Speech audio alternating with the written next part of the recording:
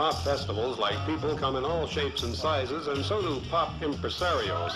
This is the office of two of the most unlikely show business impresarios you're likely to meet in a very long time. There's no wall-to-wall carpets, no mahogany desks. The pictures on the walls are neither classic nor original.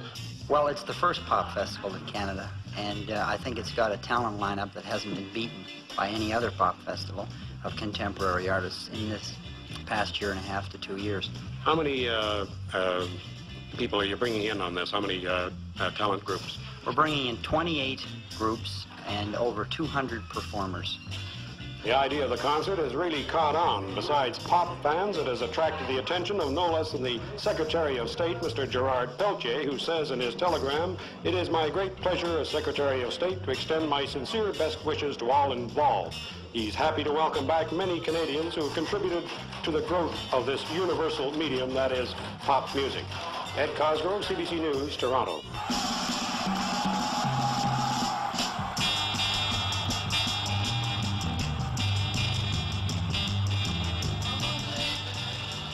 Sitting right between the Woodstock Festival and the Altamont Festival is the Toronto Rock and Roll Revival.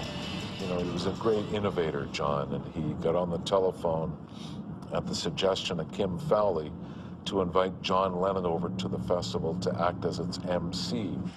I was in London and I'd set up interviews with George Harrison to talk about Abbey Road and with Keith Rich to talk about Let It Bleed. I'm near John and Yoko's office and they hear me outside. John calls me in and says, "I've got this guy on the phone, you know, from Canada trying to talk us into coming over to a show there.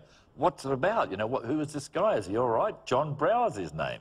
Around the village, there was quite an array of different people. One was John Brower, who actually produced the show, and we got to be friends, and he was borrowing some money off me to put the show together and looked after me quite well with the repayment. And one of the deals was, added to all that, was to be the security at the show. And then it got to, well, we can do this, we can do that. And next thing you know, we talked ourselves into waiting at the airport and escorting John Lennon and the Doors.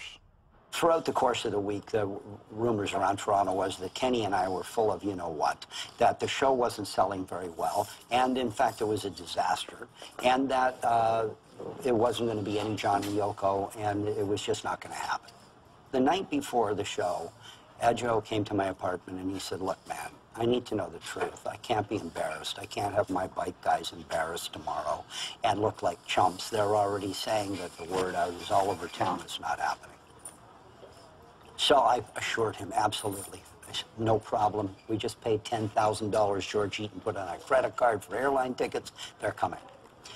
So, of course, at 4 o'clock in the morning, I get a phone call from Anthony Fawcett at Heathrow Airport. He's with Eric Clapton, Klaus Vorderman, Alan White, Mal Evans himself, and he's just spoken to John at Tiddenhurst Park, who told him, "Yoko and I can't make it. Send flowers. Love, John and Yoko." So, of course, I have visions of these flowers being laid on my grave by Edjo. And because he has told me they better come. Because if you're telling me now they're coming, then they better. Or you know what? Not going to be good. So... How many other brothers has he invited to participate? 80. There's 80 people lined up, 80 motorcycles ready. Some of them coming in from Windsor and Barrie. And, you know, this was the prestige run. This was Edjo's A-list, okay? So I said, look, put Eric Clapton on the phone.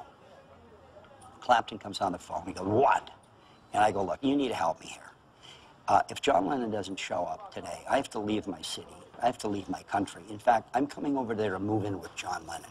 I need you to call him on another phone and tell him he has to come. There's no question about it." So Clapton starts screaming at me, "I don't get up at this time of the morning for anybody. I'm so goddamn mad. Lennon thinks he's going to get us out here and send flowers." So anyway, they get him on the other phone, puts Clapton on with him, who starts chewing him out, yelling at him, "You don't get us out of the airport. You got me so pissed. And there's a guy on the other phone. He's ruined if you don't come over there. He's coming over to move in with you." So he, apparently we found out from Fawcett later that Lennon was mortified that Eric Clapton was mad at him, because Eric Clapton was like God. Cream were the biggest thing in the planet. That's what you had on your sticker. Yeah, so we had on ours, Clapton is God. So, you know, they got out of bed and they managed to get there. And of course, I had to call Ed Joe right away and tell him, because they missed the first plane. And I had to tell him, look, Ed, there's only a tiny little delay. They've missed the first plane. And Ed goes, that's not good.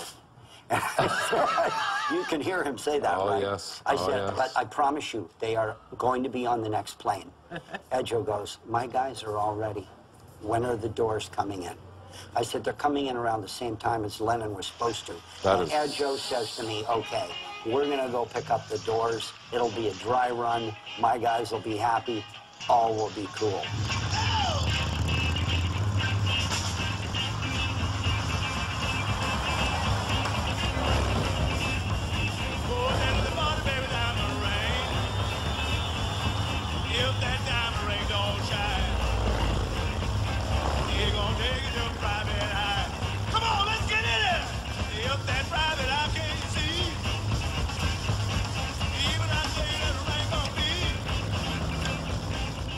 By the time we sent the other band in the limos out the front and all the media went after them, it was very quiet. There was nobody there. John and Yoko, myself, and Rodney Bingenheimer come out in the limo, and we come down the service road, and John sees all these bikes, and he reaches over and he pushes down the 2 door locks and looks at me like, okay, we're covered. And I said to him, well, look, I didn't want to say anything to you until we got here, but this is your escort into Toronto. And he kind of looked at me like, oh. They're with us. Hey, Yoko, all right. Yeah, so we pulled into the center section. Ed Joe comes up to the limo, and he has to look inside to see that this isn't some Hollywood double been brought in here to save our reputation, right? Right. So the window comes down, and of course he sees the real John Lennon and Yoko, and looks at them, and it's like, looks at me like, he gave me a look that's kind of like, man, you did it. You know, I don't know how, but that's the real people right there. So he goes, John, Yoko, welcome to Toronto. And he goes like this with his arm, and 80 bikes fire up, blue smoke, and off we go.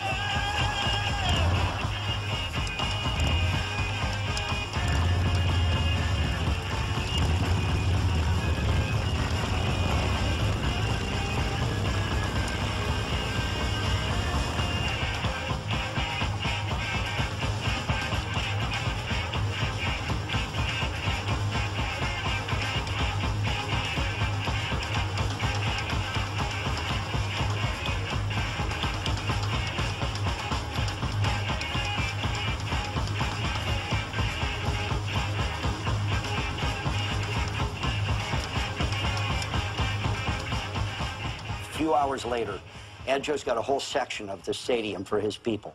Yeah. I'm on stage. John and Yoko's just come up on stage, and some security guy comes and grabs me. He goes, come here, man, come here, quick.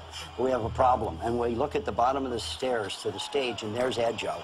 And his eyes look like 2 UFOs that are looking for a place to land, okay? And he's like this, being barely restrained, and he looks up at me and he goes, I gotta be on stage, man, for my people. And I just said, come on up, bring him up. And I took my laminate off and put it around his neck, and he just went right out to the front of the stage.